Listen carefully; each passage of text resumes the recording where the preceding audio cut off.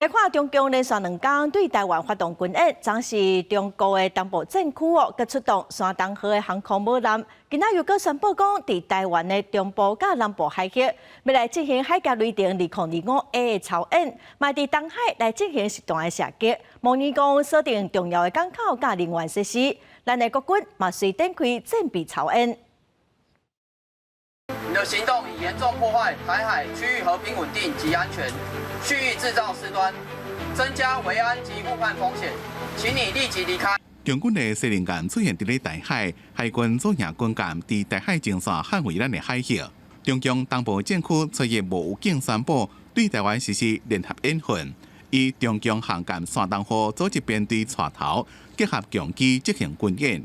咱国防部侦获强机76台次。其中超过海峡中线进入北部、中部加西南部，也有几落台强舰、公务船了台。国军积极反制，启动立即备战操演。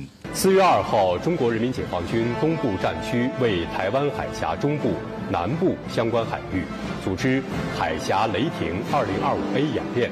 目前来讲，中共的东部战区昨日搁再宣布，针对台湾的中部加南部海域。进行海峡雷霆2025A 操演，演训实施查证识别、警告驱离、炸弹扣押。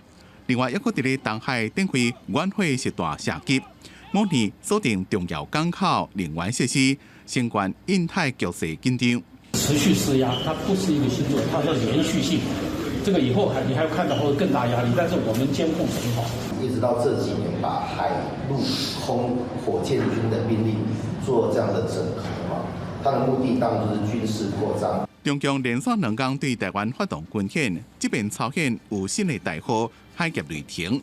中共讲，共军一直大刀采取多样化、更加严厉手段。学者观察，共军出动几落台军艇，结合着中国的海警船，演练甲台海内海化。让他的海军跟海警未来如果执行对台湾的这个封锁或隔离的时候，可以有这个跨军兵种的这协调，对海上的航运的商船进行这个骚扰和拦截，企图阻断台湾对外的这个海运。我们也强化了对退役军人的一些反渗透、反统战的一些工作。我们第一个就是农民在哪里？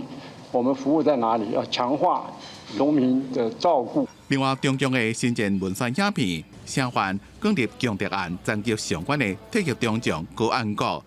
对此，颜德华讲，中共对现役加退役军人的渗透手段正多元，所以把强敌案摕来做宣告，和退役军人提高警觉。